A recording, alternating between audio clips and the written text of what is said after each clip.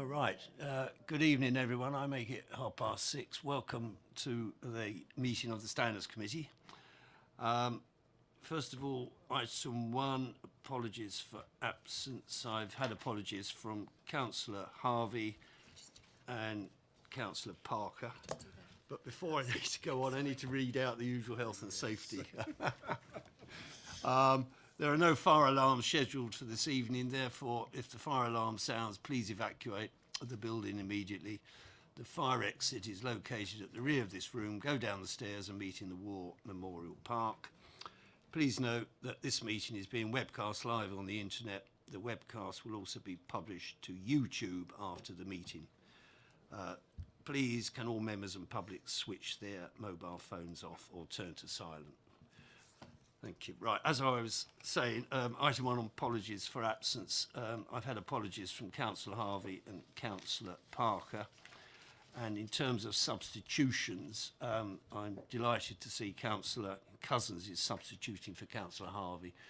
I'm doubly delighted to say to Councillor Cousins that I'm so glad he is here because we are now quorate. Please do not leave the meeting. Okay. Item 2, declarations of interest. I'm going to declare an interest in item 6, which relates to the recruitment of independent persons and independent standards assessors, inasmuch as my appointment expires as an independent standards assessor in October this year, and it is my intention at this moment anyway to reapply for a further term of office. So I think it would be totally inappropriate if I took part in any discussion about the detail of the recruitment scheme under item 6. So at that point, I will leave the room and hand it over to Councillor Putty as Vice Chairman to take that particular item. I think Mrs. Morris, you wanted to say something. Yeah, thank you. Yes, just I'm in a very similar situation in as much as my term ends in October and I haven't actually decided yet if I'm going to put myself forward again or not.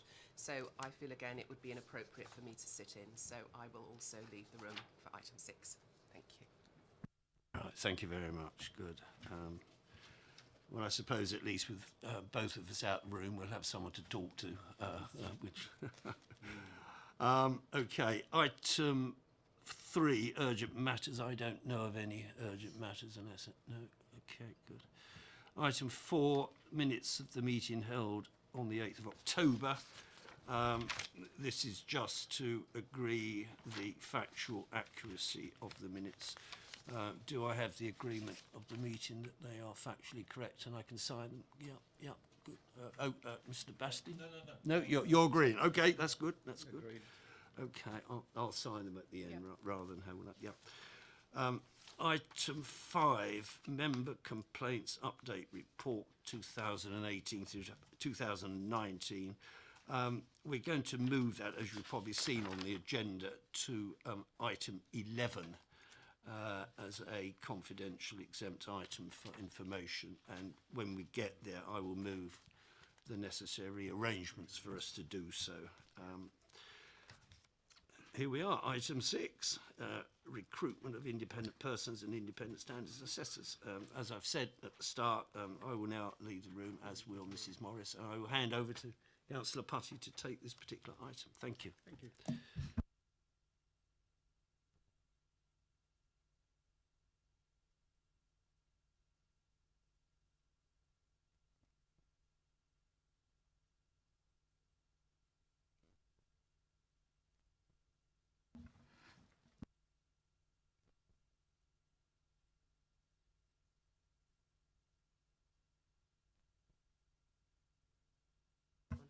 Yeah. Okay, so item 6, we got the recruitment of independent persons and independent standards assessors. We have to approve the recruitment papers to be used in the recruitment of 2 independent persons and 2 independent standards assessors. Hope that you all got the papers and you have read it. And can I just pass it on to Anne Graves to say anything? Yes, thank you, Chair.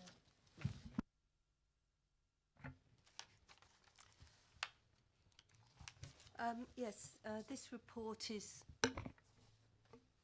it follows on from the report that the committee had at the last meeting when you agreed the format and the people to be on the interview panel. So since that meeting, the government has published the Local Government Ethical Standards report from the Committee of Standards in Public Life. And that has made some suggestions about the terms of office that independent people should hold in the future. And it seems sensible in light of that to recommend to full council that independent persons' terms should be 2 years with one further period of extension, which would be in line with that report. And at the same time, it would also seem sensible to have independent standards assessors appointed for the same length of time, i.e. 2 years with one further period. Obviously, we don't know what response the government will have to the report, and that's something we'll monitor during the current year, but it does seem sensible to respond to the recommendations at this stage, rather than have appointments made for 4 years when the report is hot off the press, so to speak. So before you, you've also got the information pack, which has got the job description and person specification for both the roles. And I'd be happy to take any questions that the committee has. Yes, Mr. Evans. Thank you, Chairman. Page 18, bottom page about the remuneration. First of all, do I have to declare an interest because I qualify for payment? I have never ever claimed any money, but whether I should actually declare an interest that possibly might involve me. No, there's an exemption for that. You don't have to declare interest when it relates to allowances of councillors. Otherwise, we'd be totally incorrect. There'd be nobody left in the room. So. Thank you, Chairman. Any other comments or questions?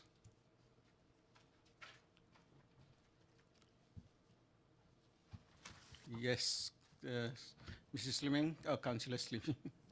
Thank you. The middle at the bottom, sorry. I just wanted to know if there were any differences between the last round of recruitment, because I didn't get a chance to look at my old papers. I'm assuming that there hasn't been any fundamental changes in the role spec or any of the other information from the last round that we did some time ago.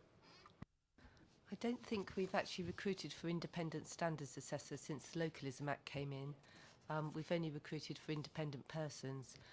The only change that I'm conscious of is independent persons now have a role under the regulations that deal with the disciplinary matters for the 3 statutory officers, the monitoring officer, chief exec and finance officer, so that is a change. The other change I've made is that I don't require them to live in the borough because that severely limits the pool, and that there's no reason that they can't come from over the border, so to speak.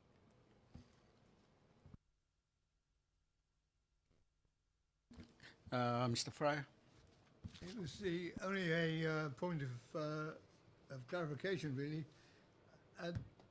At what stage are you going to appoint the panel to interview these people? It's going to be done in 2 stages, so we're going to split the recruitments. We'll do the independent persons first, so probably immediately after this meeting I'll get the adverts out and set some dates. We've already decided at the last meeting who would be on those panels, and then we'll do the independent standards assessors after that. And you'll see later on in the meeting, in the work programme, I've put in the next 2 meetings when we will consider the results of those recruitments. The reason for doing that is the difference in allowances. It seemed not sensible to advertise them both together for that very reason.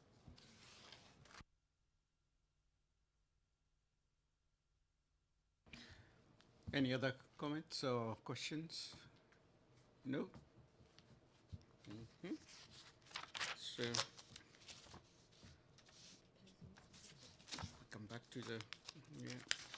I assume voting members can now vote whether to approve them because we don't have a vote, do we? Yeah. So do I take yeah. Can I have a proposer and seconder for the recommendations, please? Chairman, I was about to recommend, but I can't, of course. It's you and Jack. Yeah, so second I propose. And is that agreed? Agreed.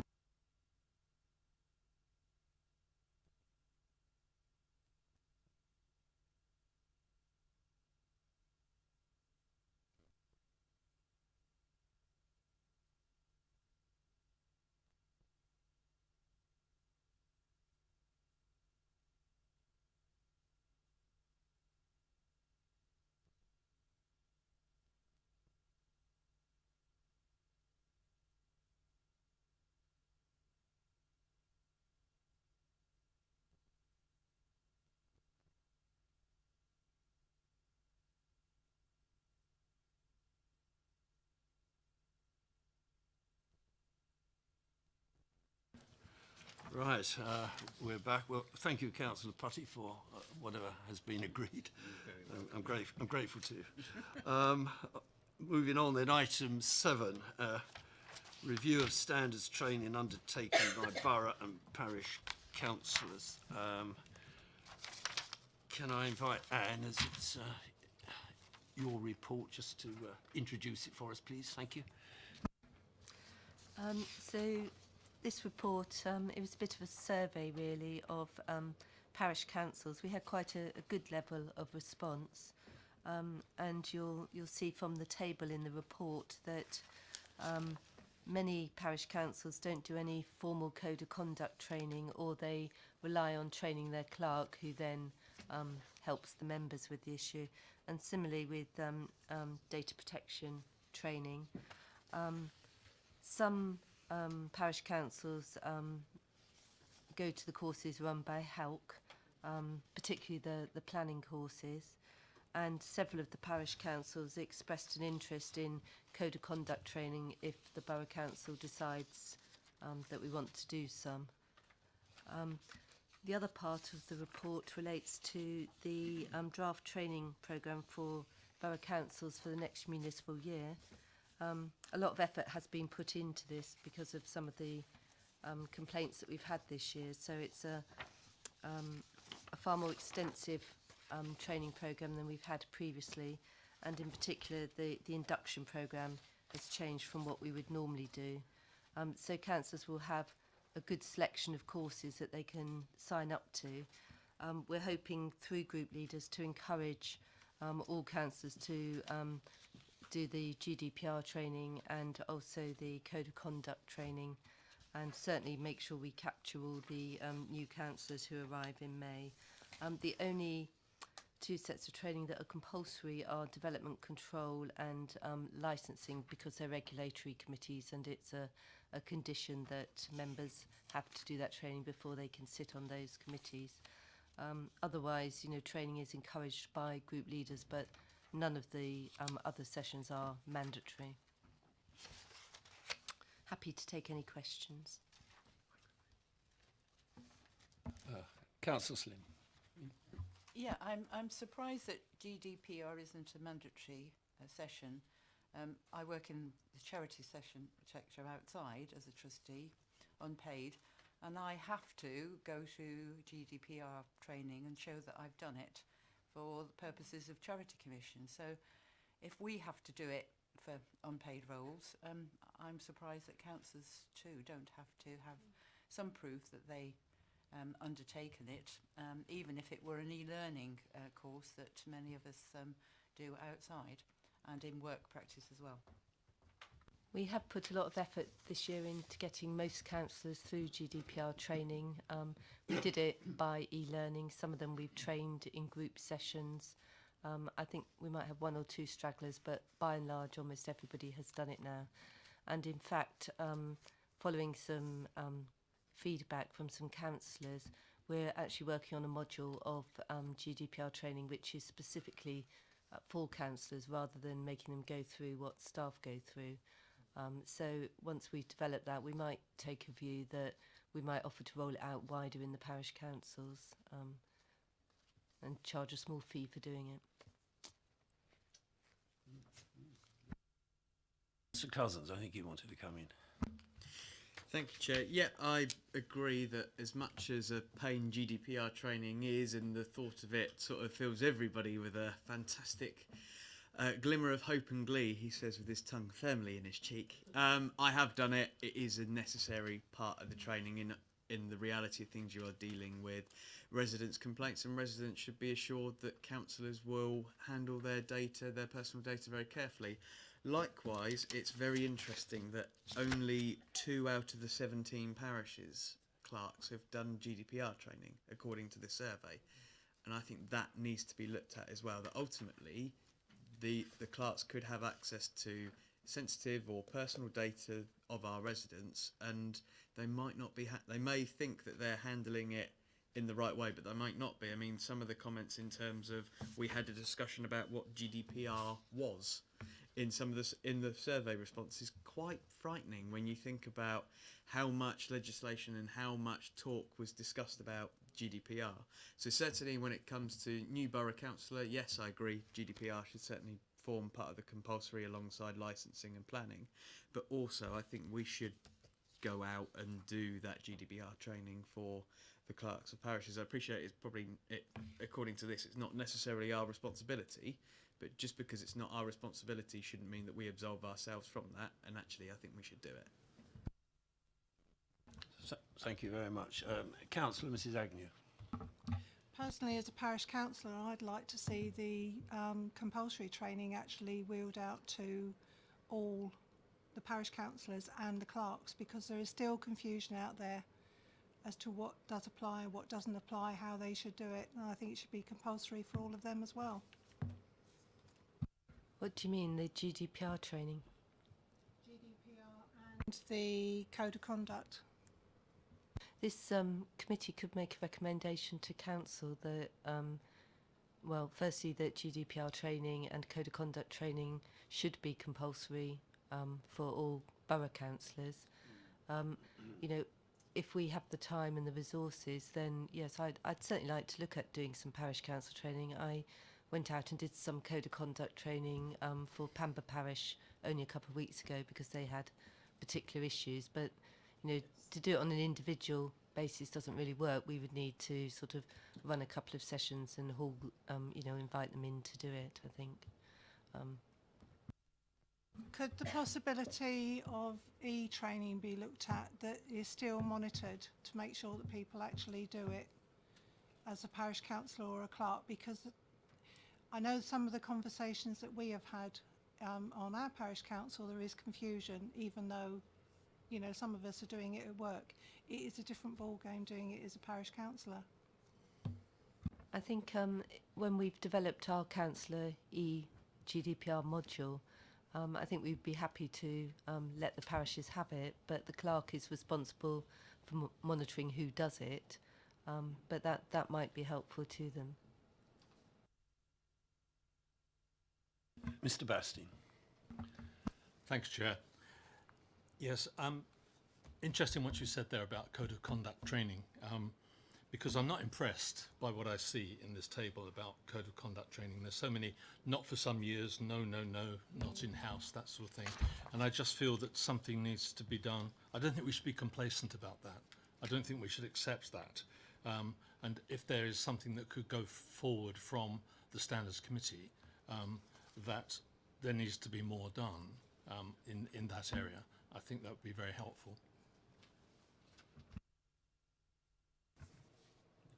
Mr Bassett, are you talking about parish councils? Yes, yeah, you are. Yeah, okay. No, I think that's a valid point, because we have had in the recent past quite a number of complaints from parish councils which may or may not have been legitimate, for want of a better word.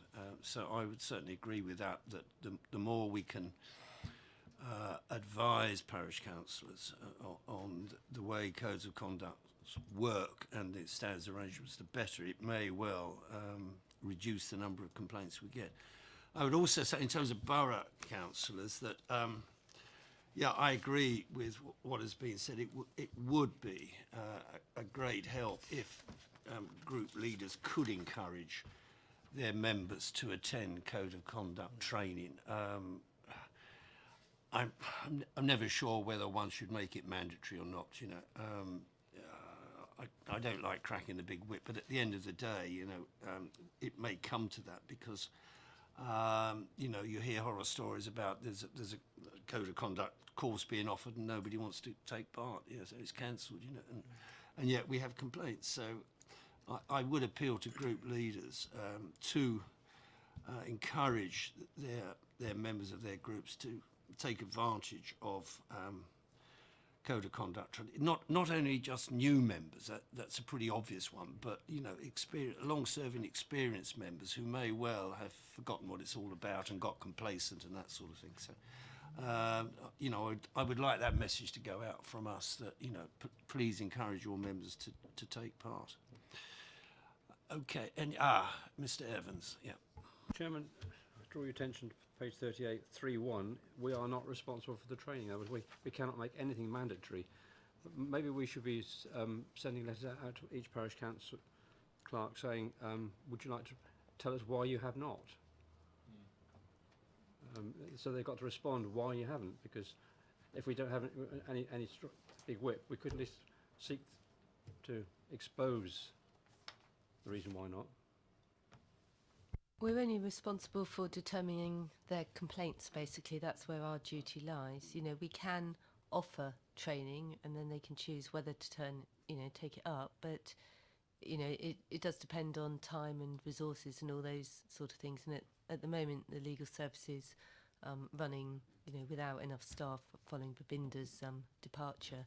So I can't see it immediately happening, but it's definitely something I would aspire to do because it does have a direct relationship to the number of complaints that we get. I was astounded at some of the response, no. Yeah. You'd have thought they at least have said, we're going to have it on the agenda or something, but it's a case of no. And I think we should put, you can't say no, say why. What are you doing about it? On the bottom line, if they keep on saying no, well, there's nothing we can do about it. No, I take the point. I think it's a very valid point, and I go along with Mr. Evans on that. Yeah, and anything we can do to encourage them. And also, as you say, to get from them the reasons why they're not taking up any opportunities that come their way. So I think this is something we could pursue as a committee. Yeah, thank you. Councillor Fryer. Thank you, Mr. Chairman. We learned, I think at last meeting or a meeting before, that not all parish councils follow the code of conduct that is prevalent in the borough council. Therefore, training, even at HALC level, is difficult because you'll start off and then a bit later on after the way through they say, well, we don't do that now. And not every parish council, but the ethical report recommends that every parish council should have the same code of conduct, and until you've got that, training can be a bit hit or miss. But each of our new councillors on election have a copy of the Borough Council Code of Conduct and also sign that they've read it. Whether they do or not is somewhat different, but that's the position in quite a few councils. The trouble is it's not an easy subject, is it, really? You know, just reading it doesn't always mean you understand it. So I do think training is preferable if it can be achieved.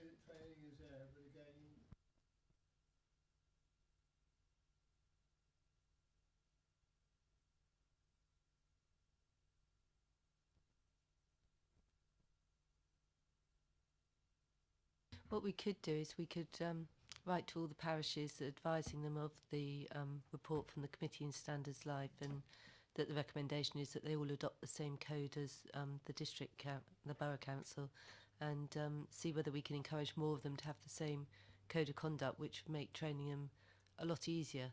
But there are some parishes who have, well, hardly anything by way of a code of conduct. They've just got the basic statutory minimum and nothing else. Come back on that. I think no is not an answer. You say, have you got a code of conduct, which they must have? Have you had training on your code of conduct? At least there's some positive response demanded back from them. I appreciate, as you said, some are sort of few lines, but they've got to have that to start with, so sure they should be trained on it. And they can say, yes, we've been trained on our code of conduct. I agree, it would be nice to have all you know, in the good old days, years ago, it was all the same code of conduct, but I realise that they've got their own ways of doing things. Perhaps we could encompass that, you know, when we go out and point out to them that the Committee on Standards in Public Life has recommended this, and oh, by the way, and bring that into bear as to why they're not having training. I think we can wrap that up all in the same communication. I just, before I come to Councillor Slim, I'll just make one point. Yeah, they may all or not have the same code of conduct, but there are underlying principles, are there not, about behaviour which are common across the board, I would have thought. So I don't think it's completely fatal that if they don't adopt the Principal Authorities Code of Conduct and they make up their own, that it's actually a lost cause. There are principles, I think, but so I wouldn't just write it down on that basis, to be honest. There's still room for hope. Councillor Slim. Yeah, I saw the report from my council, which is very cursory, and obviously I don't quite know what the whole question was, but we get regular updates when I think the Borough Council remind the clerks that their code of conduct needs to be updated, and we all get an email telling us that we need to look at our code of conduct and update it. And I know when we all get elected, we all have to redo it and resubmit it. And at that time, the clerk sits down with individuals and talks to them about what they're actually agreeing that they are going to do when they have to sign their declaration, etc. And on GDPR, we say we've got a policy, but we actually sat and worked out that policy, looking at government guidance. The council adopted that policy rather than actually just saying we'll accept something. We actually went through the policy that was being promoted line by line and said what we wanted to have in it and whether we agreed with that or not. So there was, it doesn't call it training, but it did go through a policy review and a review of it. So I think others might have done that if they've adopted it. I think one of the reasons that councillors don't attend training courses, in my experience, is that the HULK courses are all in the south of the county and not very accessible for many people. They hold them at strange times of the day, which means often people have to take leave to go to them. We have occasionally hosted them up in Tadley for people in the north of the county to do that. I'm sure we would be quite happy to host any more, and we do tell them that. But you also have to remember that parish and town councillors are not paid anything, and so asking them to do over and above what they are doing by going to committees and doing things and doing local things is sometimes quite a difficult task to persuade them that they need to do it. So if we could offer some more local ones, I think that would help. And I know when the Code of Conduct first came in, that we did actually go round and offer that training in the different parts of the Basingstoke and Dean, so that people didn't have so far to go and the people were more likely to attend. And I think those of us who are parish councillors, town councillors locally, would be quite happy to go along and support that if there was a programme that people were interested in doing. Well, thank you for that. It's very helpful, and I'm sure what you've said has been noted. Thank you. Anybody else got any further observations? No? Can I be Anne? Yeah. clear, Chair, whether this committee wants to make any sort of recommendation to council as to whether borough council training should be mandatory on code of conduct and GDPR? I know the Chair doesn't, but I don't know how the rest of you feel. I'll move that, Chairman. Yeah. Can I have a seconder? Just to be clear, what are you proposing before I second? I'm moving that the Code of Conduct and GDPR be mandatory for borough councillors. The training should be mandatory for borough councillors, and also it should extend to, I would think, the clerk of the parish council, and also filter through to the parish councillors. Yeah, and, yeah. So we don't have the power to make it mandatory for parish councils. No. Just filters through the clerk of the parish councillors, council. Do with parish councils is offer to make training available to the clerk and their parish councillors. We can't force them to take it up. I agree with that, yes. If we can the recommendation that we make, if it can be really put in such a way so that it just goes what you're saying. And I think you can, everybody on the committee can vote on this because it's just an advisory thing. You're making a recommendation to council. It's only on, it's only on decisions that the, you know, when a decision is being made, that the borough councillors are the only voting members. Councillor Cousins. Thank you, Chair. So I am happy to second that GDPR training and Code of Conduct training be moved to mandatory for new members for borough councillors.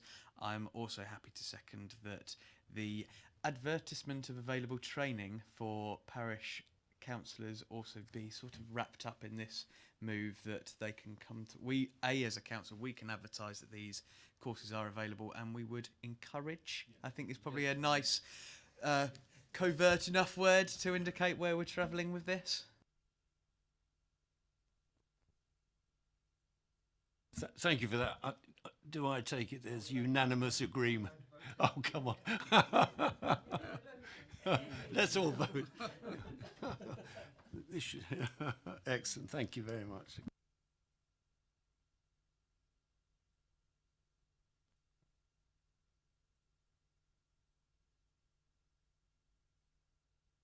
Put this one. Right, moving on then to item 8, recent publications and guidance. Can I ask Anne if she will introduce these 2 weighty tomes for us, please? One at a time, I suggest. Yeah, thank you. Right, the first one we've already talked about tonight. So this is the long-awaited report from the Ethical Standards Committee. Basically, the recommendations are all on, page 64, 65. Most of them require legislation to implement. Some of them, like a new model code of conduct, should come from the local government association, and the parishes should have the same model code of conduct. There are some pretty controversial recommendations amongst these. I think I would highlight the sanctions, suspension of 6 months' worth of allowances as a sanction for a councillor who's found to have breached the code of conduct. So that will be sensitive, I would imagine. I'd be happy to take any questions that anybody's got about any of the other recommendations. The other one we talked about earlier was the restriction on the terms of office that an independent person can serve. And there's also a recommendation here about independent, or rather co-opted members of a standards committee being given rights to vote on items of decision, which will be of interest to this committee. Councillor Slimming, yeah. Thank you, Chair. I think that's number 12.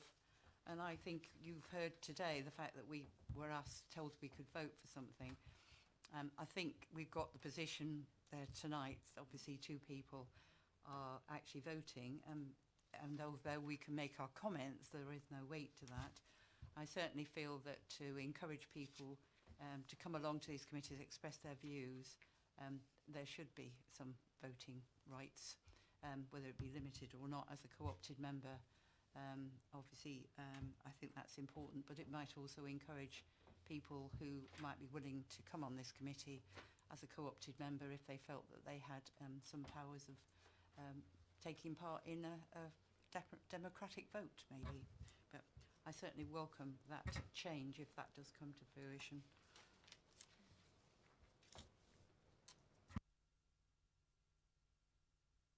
Fine, thank you very much.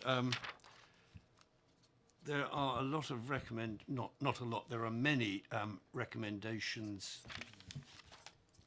Okay, in the, can I just say, I'm going to come to you, yeah. In the report, which, as Anna's pointed out, will require legislation of one form or the other, either primary or secondary. So I would just bring to the attention of the committee that there may well be some sort of time delay over the government getting round, finding time to, having considered the recommendations and whether or not they've agreed to them, bringing forward the necessary legislation to implement, give effect to them. So we're not looking at an early date, I would suggest. Other things have taken up the government's time at the moment and continue to. And then they've got to get back to their domestic agenda. And I would suggest, though I have no inside knowledge, that this kind of legislation will be of fairly low priority for the government. However, yeah, and I agree with Anne that the one that jumps off the page is the sanctions one. We, in our report, put forward that we wanted a stiffening up of the sanctions available, and no doubt this was also put forward by most of the responses from other local authorities. The only other interesting one that occurs to me is the giving of voting rights to independent members if the recommendation is accepted and local authorities are given the discretionary power, and I underline the word discretionary, to appoint a decision-making standards committee whose membership comprises independent members, to give those independent members voting rights. But it comes with an eligibility criteria that was originally in the Localism Act 2011 for independent members, which, as those of us who've been here a while will remember, made the 4 independent members at the time ineligible to be independent persons because we had previously served as co-opted members on this local authority. But I submit this is all for the future. Everything is to play for. We need to take a steer from central government on this as to whether or not they go along with these recommendations. If they do, guidance from the respective local government authorities as to what we can do. But it's not going to happen overnight is what I'm basically saying. But and finally, before I bring in Mr. Basti, there are a number of recommendations about independent persons here, which I think are quite helpful, again subject to being accepted by government, which will obviously impact on our 3 independent persons at present, and I think that can only be a good thing. That's what I want to say. Thank you for that. Mr. Basti. Thanks, Chair. Yeah, I agree with much of what you said, but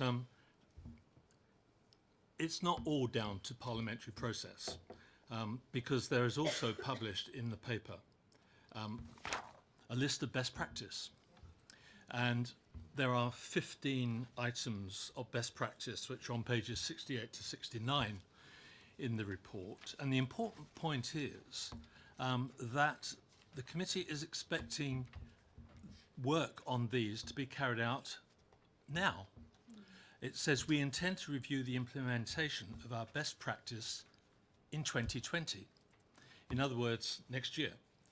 So what I would like to see is that while acknowledging that there can be a logjam in the parliamentary process, there is also some work here that we should consider undertaking. And I would like to suggest that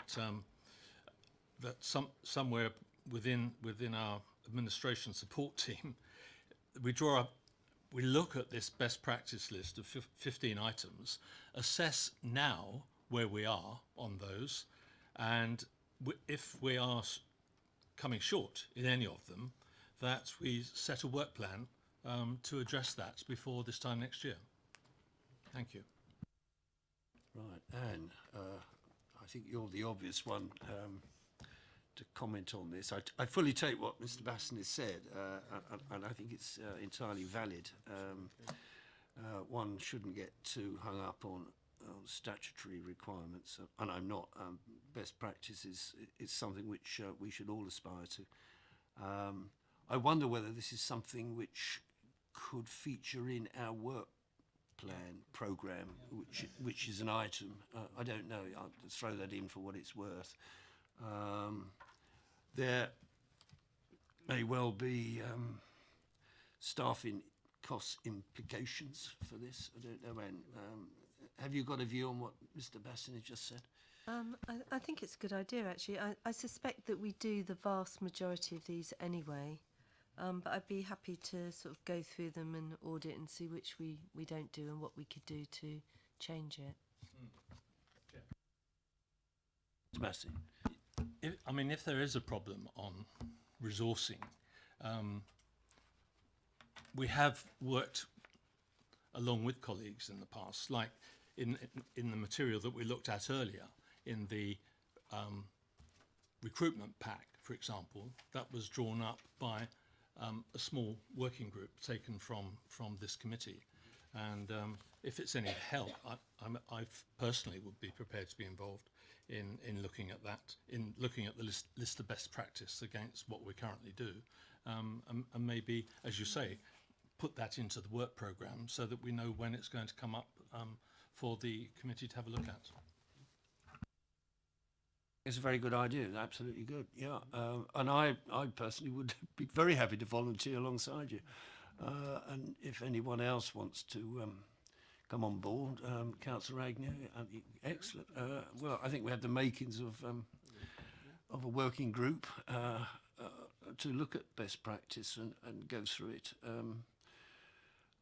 to see how much of what they recommend we comply with already, and what is new, if there's anything new that we should take on board. So I think this is the way forward, and let's write it into our work plan at some point. But I suggest sooner rather than later, which would seem to fit the timescale. Anyone else want to say? Anne? Yeah. Actually, I just realised that there's one thing I should draw the committee's attention to. One of the recommendations is the abolition of the criminal offences. So it's proposing to go back to the old system. There won't be the Section 30 offence of failing to declare a disclosable pecuniary interest. It's going to be put back to councils with the Ombudsman as a right of appeal, instead of us having to advise the police every time there's a contravention of a disclosable pecuniary interest, which has got to be good news. Councillor Fryer. Thank you. There is two items. One is on the recommendations, which is the only item on there which is relevant to the parish councils, which is totally ambiguous in the sense that parish councils, but who are parish councils and who are doing what or when, which is item number 19. Parish council clerk should hold an appropriate qualification, such as the Society of Local Council Clerks, but I think it's in fact SILCA, but that's the same thing. But I mean, in theory, that's one which, well, could be done any time at all, but by whom? And the second item, Mr. Chairman, is that I know that Mr. Evans has been stating this quite boastfully for many years, or many months at any rate, is best practice 6, which is council should publish a clear and straightforward public interest test against which allegations are filtered. Again, within the ethical standards, they say that in fact all complaints should be filtered in advance to see whether they meet the criteria of a breach of contract, a breach of the code of contact and standards before it gets to the stage of investigation or whatever. And in the past, this was the case because we had a tick list, which is almost what's recommended in the standards, to eliminate and clear out quite a large number of complaints before they even reach any stage at all. Thank you, Les. Yeah, thank you, thank you for that. Yes. I couldn't agree more, and I know Mr. Evans has been a proponent of this for many years, and I think the old ways were often the best, actually. So this may well be something we want to revisit when we look at this to see if it needs to be brought back in to assist us with our vetting scrutiny of these complaints. Yeah, I agree with this. Mr. Evans, yeah. Has anybody got the old checklist? I'm a bit of a hoarder and I couldn't find it in my papers, but I'm sure I might have one at home. because it is important to have it. It was a very valuable exercise. So you had to answer questions, yes, no, and you came to the bottom. That means that we investigate or we don't. But I don't know whether the officers have got access to sort of 5 or 6 years ago papers. I'm not sure about that. But on my left says she might be able to find one. Sorry, Liz. It's whilst we don't have a checklist as such in the arrangements for considering complaints, there is still a screening stage that the monitoring officer or deputy monitoring officer does, so we can dismiss complaints outright if they're vexatious or trivial, or they don't relate to they're more than 6 months old, and some various other grounds which I fail to remember at the moment, but there is a list of about 10 grounds that we can kick them out on at the early stage. I think the good old days, to use that phrase, isn't it? That it was independent members who took the view on each inquiry at the early stage. I think 3 members of a committee set up, a subcommittee or group on that one. I think it helps the responsibility of the officers. I'm always a bit concerned that the officers will get the flack from people who have been complained about or complainant of it. Well, say going way back, it took the onus off of them. It was on the people who we are. We were independent. I certainly valued that. The problem with that at the moment is that it would mean changes to the arrangements for considering complaints, and of course co-opted members can't actually make decisions. You make recommendations to the monitoring officer or the deputy monitoring officer, and we take the decision, so the flack stops with us in any event. But you know, having had comments from independent people, where it would went. I just think it would, I'll say again, it would take some of the danger of some members pressurising officers on it, which I know in the past has certainly happened. Yeah, can I just say on that point, Anne is absolutely right. I mean, we're only here in an advisory capacity. We're not decision takers. The deputy monitoring officer and the monitoring officer have that role. But I think our role as advisors is incredibly important. So what I suggest is, yeah, there is in the arrangements a list of criteria for initial consideration of complaints, yeah. But let's go through our records at home and try and find this checklist. It may well be that Mrs. Morris is the only one who can lay hands on it, but let's see what that list says, and let's see if there's any value in incorporating that list into the list in the arrangements, to see if there's anything in the arrangements that we've missed, because it's in the checklist, and the checklist is valuable in that regard.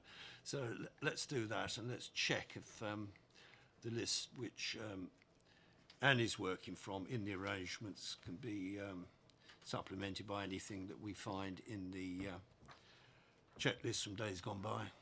Yeah. Okay, I think Councillor Agnew. Sorry, can I just make a question? There's a couple of things in this that strike me that we need to maybe talk to some of the parish councils sooner rather than later. Number which comes to mind is number 20. It's saying about parish councils must adopt the code of conduct for their principal authority. Quite a few of us are going into our season of AGMs, etc., and it's after those that things like the codes of conduct, etc., are signed for the following year. So it may be that we need to bring this to some of the parish councils' attention sooner rather than later. Sorry, it's not mandatory at the moment. It needs government legislation to make that mandatory. Doesn't stop parish councils realising which way the wind is blowing and doing it, but it isn't mandatory until the government's legislated on that. But, Mr. Chairman, I think we're going to write to the parishes encouraging them to take on the training, and you could refer them to this document and the recommendations in particular that relate to parish councils, and see that they might raise that with their councillors, whether they need to change any way of working in light of the fact that this is being proposed. It might be just something to highlight in the letter. Quite happy to do that. Right, excellent. That's anything else? No, are we happy? Right, thank you very much. That was very useful. A lot of good points have come out of that. Item 9. Chair, you've forgotten there's a second.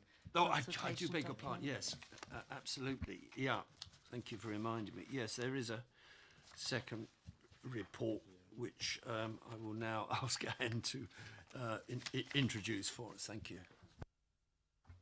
I think this one was probably missed at the time it was published, and it's had the government's response as well. So basically it's proposing to bring more restrictions in on the types of people that can be counsellors. So people who have notification requirements under the Sexual Offences Act, are subject of a sexual risk order, a civil injunction or a criminal behaviour order. The government's proposing legislation to ensure that they're disqualified from standing as local authority members. But again, it's a bit like the last report. It will require legislation to bring that change in. Anyone, any view? Councillor Slimming. Sorry, I seem to have a view on too many things tonight. It's quite interesting to see the sorts of things that they are suggesting should be disqualified for that. I just wonder if the same is going to be applied to MPs.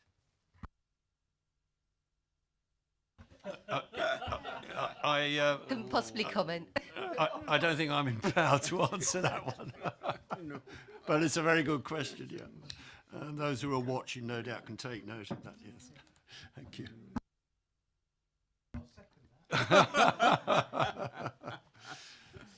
I have no particular views on this this exercise at all. I think we just leave it to, and we'll be guided by whatever comes out of it. Yeah, yeah. So let's just note it. Yeah, thank you.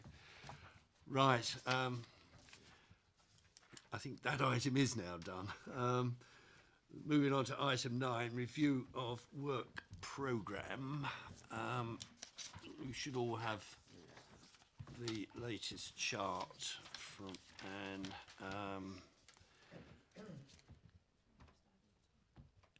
And is there anything in opening, any discussion on this that you want to add about what is logged in there? We've just had the idea of some sort of working party to look at best practice and all that, which is something which can be incorporated in there some point. But apart from that, Mr. Bastin, you want to interrupt? Yeah. Yes, you say at some some point, would it be useful to maybe for the meeting on the 10th of June to have a first feedback from the proposed working party on how things stand? I mean, it might be 9/10 of this we already do, and there's 1/10 where, you know, we feel that action needs to be taken, and we'll seek to do that by the next meeting on the 7th of October, something like that. I think that's an excellent idea. My vagaries about at some point. Yeah, you're right to pick me up on it. Yeah, I think the trouble is if we let this slip, it'll never get done. So yeah, I go along with that.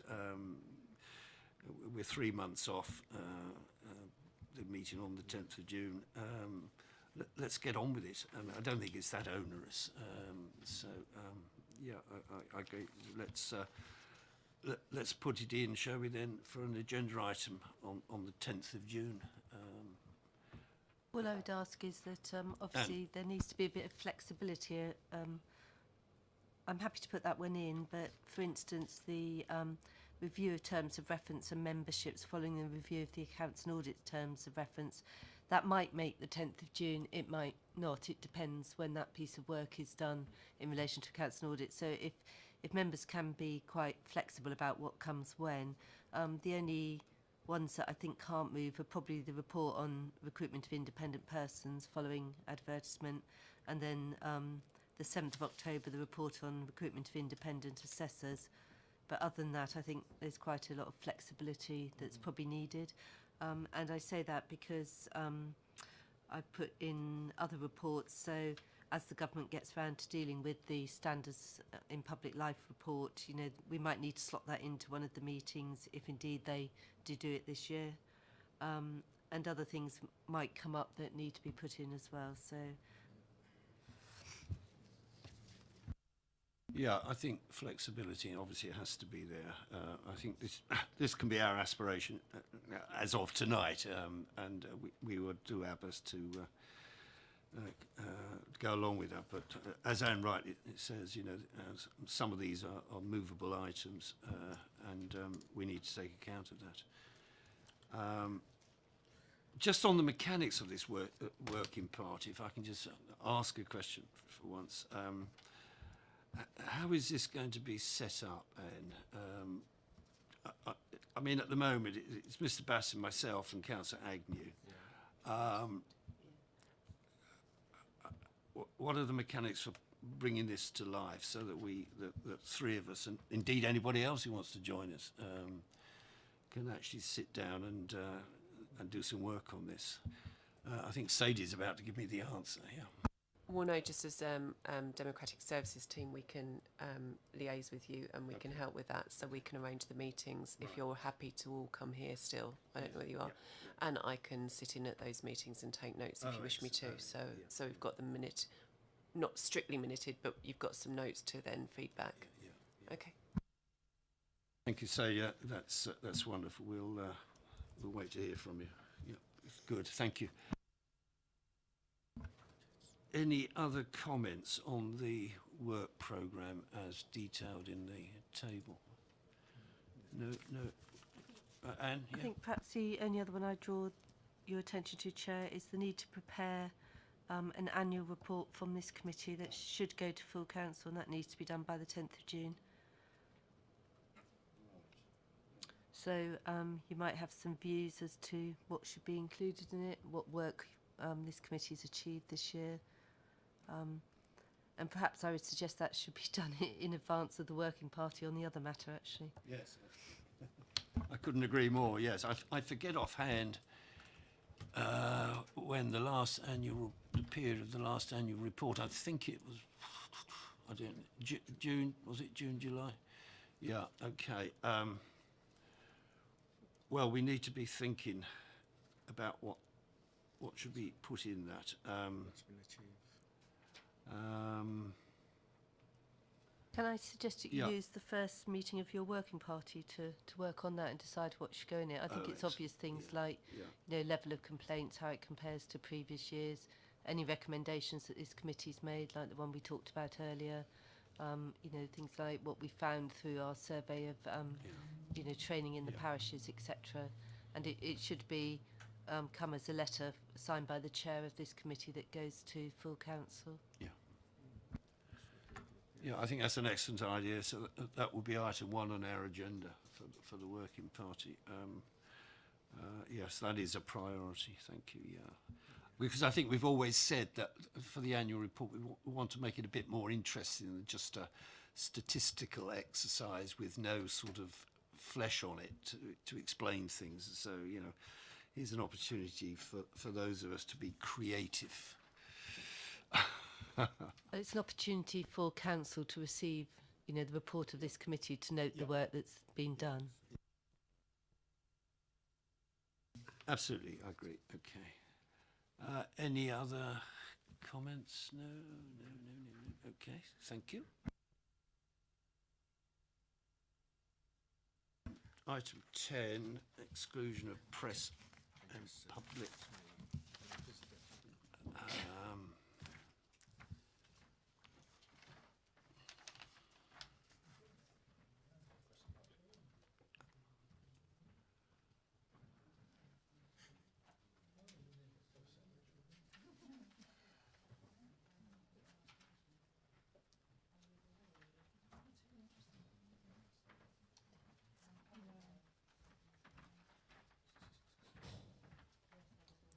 Okay. I've now got to agree with everyone that the meeting is to become confidential. You need a motion to move into part 2, so if somebody can propose that we move into part 2 and a seconder. Right, Councillor Putty seconded. I second that. Yeah. Okay. We meet into part 2 then. Yeah, hang on just a moment. I just need to stop the Okay. podcast.